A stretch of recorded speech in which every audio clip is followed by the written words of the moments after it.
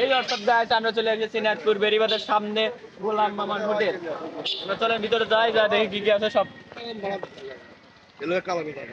চলেন দেখা যাক কি হয়। আজকে আমার বাইশকে ভিডিও করতেছে।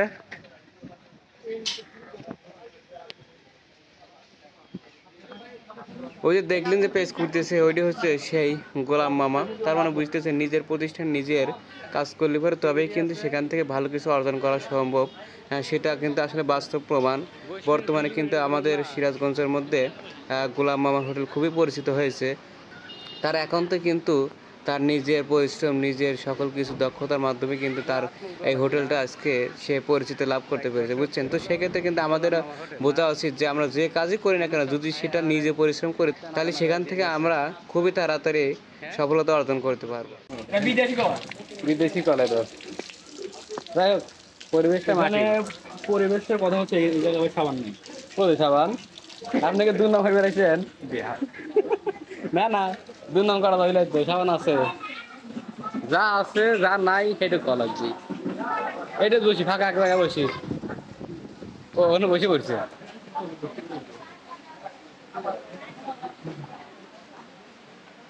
আচ্ছা ঠিক আছে, গোলাম আমার হোটেল কিলো অর্ডার দিয়েছো?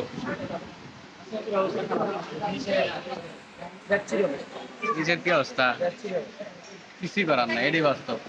এটা হলো গ্রামীণ পরিবেশে খাওয়া দাওয়া।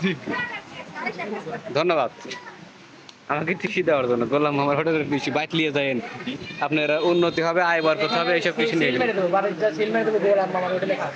ঠিক আছে, এটা হোটেল দিয়ে দেওয়া লাগবে। অর্ডার দাও, মিনারেল ওয়াটার। পানি খান গে এমন তো আকারে জিনিস খাইলেন না, পানি খাচ্ছেন। যাই হোক, পানিটা চকচকা আছে কি কারণ, এবং গ্লাসের পরিবেশও ভালো আছে, অন্য সব হোটেলের মতো দাম করা না। কি বুঝতেছেন? ভালো না? ভালো তো ভাই লাগবে, ঐতিহ্যবাহী নাকি?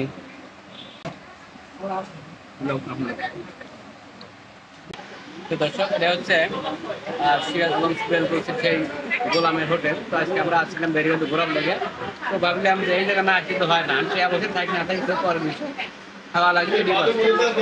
তো যাই হোক, খাবারের জিনিসপত্র সব ভালো আছে। আপনারা যদি এখানে ঘুরলে টুরলে আসুন, অবশ্যই খাওয়া লাগে তাহলে এই হোটেলে চলে আসবেন, ঠিক আছে। তো এখন আমরা খাই, খাওয়া দাওয়া শেষ। তো এখন আমরা রওনা পথে করে বা